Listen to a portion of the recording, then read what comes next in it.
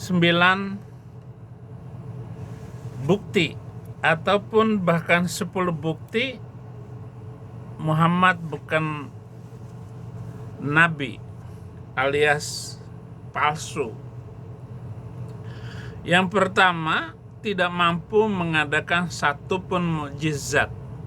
Kalaupun itu ada, berasal dari hadis yang ditulis 200 sampai 250 tahun kemudian dan tidak sahih sesudah Muhammad wafat. Misal, mukjizat Muhammad sendiri yang membelah bulan itu tidak terbukti dan hanya omong kosong belaka bahwa dia membelah bulan, dan itu pun kata dia, nggak ada saksi yang melihat bahwa Muhammad mampu melakukan itu.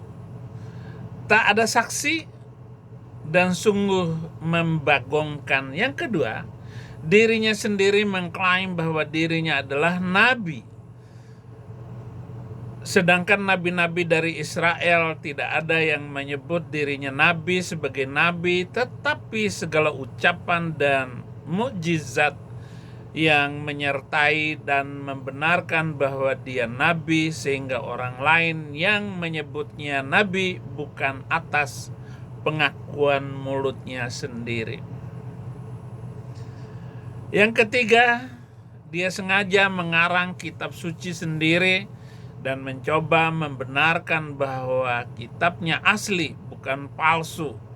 Saudara, nabi-nabi Israel seperti Musa, Yesaya, Daniel juga menulis kitabnya sendiri, tapi tidak ada klaim bahwa kitabnya adalah suci, asli, ataupun palsu. Sebab tulisan mereka bukan untuk tujuan dikultuskan, justru orang-orang yang terkemudianlah yang mengkultuskan tulisan-tulisan nabi itu menjadi kitab suci.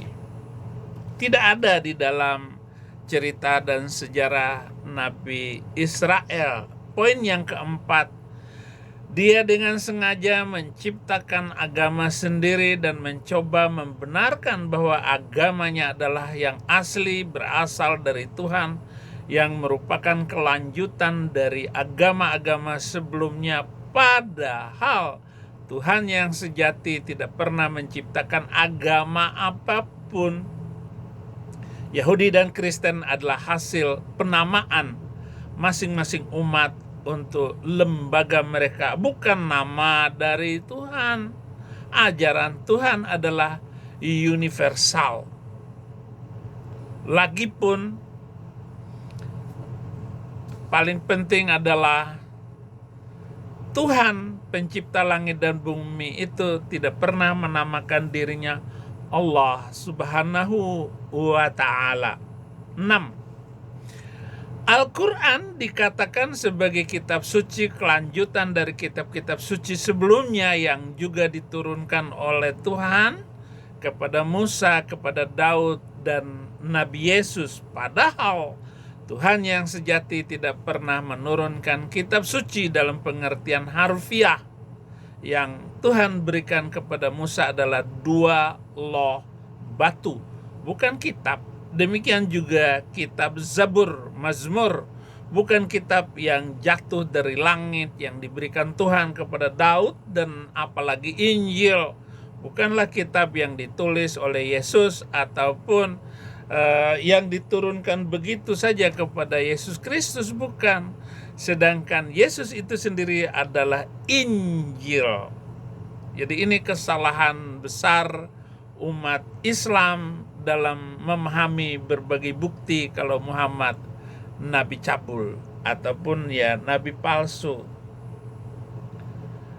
7. Banyak kisah-kisah yang mencabut dongeng-dongeng kafir dari agama-agama pagan di Timur Tengah. Di antaranya kisah tentang Tuhan pernah mengutuk manusia jadi kera, yaitu surat kedua ayat 65, surat kelima ayat 60, surat ke-7 ayat 166. Kisah bidadari surga mirip dengan kisah dalam agama Zoroaster atau Hindu, kisah Isra Miraj.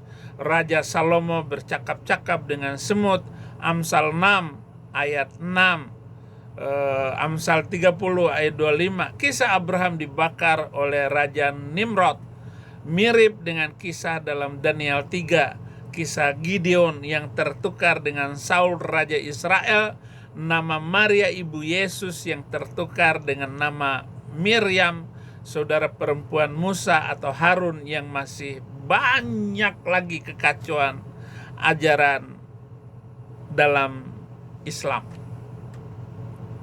Next, yang ke-8, kejahatan yang tak pernah terperikan yang pernah dilakukan oleh Muhammad. Memang sebelum Muhammad terusir dari Mekah, tingkah lakunya biasa-biasa saja.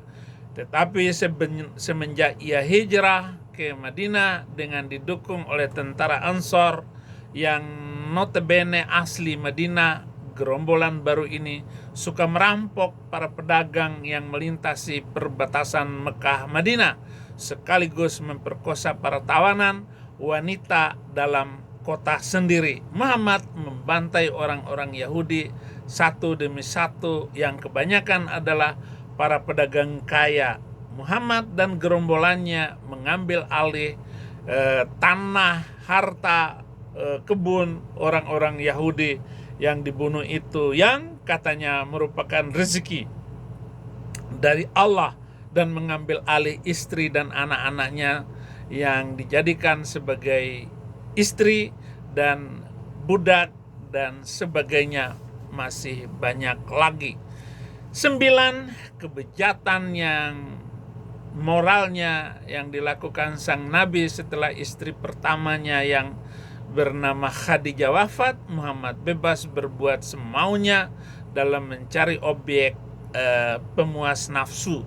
Dia ngembat menantunya sendiri, Zainab binti Jahsy, memperistri anak kecil umur 6 tahun bernama Aisyah, berzina dengan budaknya yang bernama Maria. Setelah ketahuan oleh istrinya bernama Hafsah, turun ayat palsu yang memerintahkan Muhammad agar menikahi budaknya dan mengambil alih istri orang Yahudi di Khaybar, Safiyah binti Huyayy, sehari setelah keluarganya disiksa dan dihabisin oleh gerombolannya, dan masih banyak lagi. 10, Muhammad sebagai nabi palsu sangat cocok dengan nubuatan dalam kitab Wahyu 13 ayat 18, Wahyu 19 ayat 20, Wahyu 20 ayat 10. Di dalam kitab suci disebutkan bilangan namanya, yaitu 666 atau 666. Bila angka 666 dianggap sebagai angka tahun, ini sebuah angka yang sangat dekat dengan angka tahun Masehi, di mana ketika itu kerajaan Islam mencapai masa kejayaannya. Bila ditilik dari perpecahan bilangan tersebut, yaitu 600 tambah 60 dan tambah 6, maka ini pun sangat klop dengan nama Muhammad tahun 622 Masehi sebagai tahun hijrah.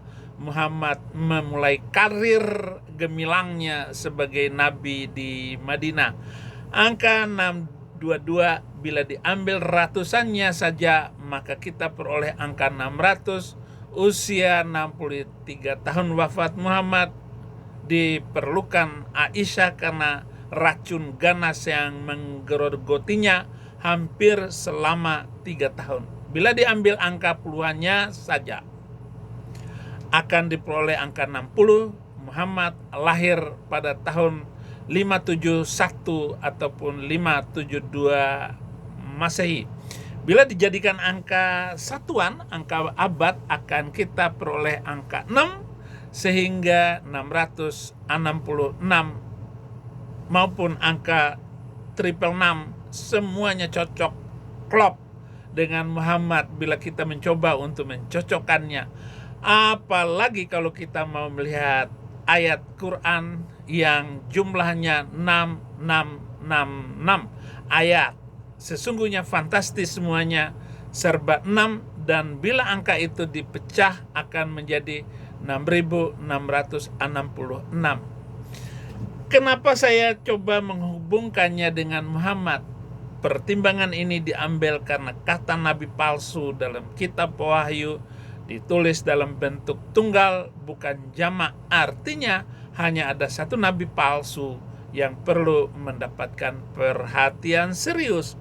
Sepanjang sejarah manusia hanya Muhammadlah yang perlu mendapatkan perhatian khusus, sebab dia secara terang-terangan menentang Yesus sebagai Tuhan, antikris, dan pengaruhnya mendunia.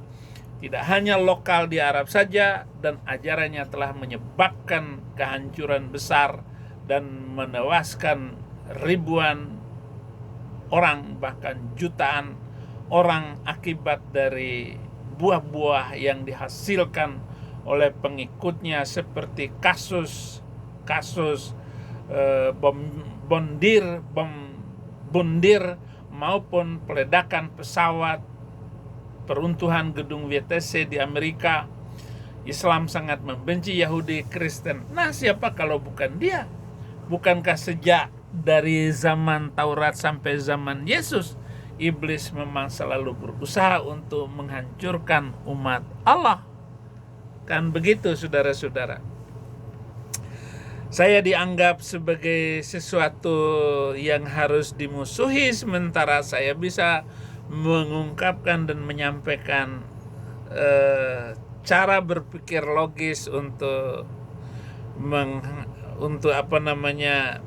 mengurangi penduduk yang mengikuti agama palsu itu. Saudara-saudara, demikian video saya kali ini. Tuhan Yesus memberkati.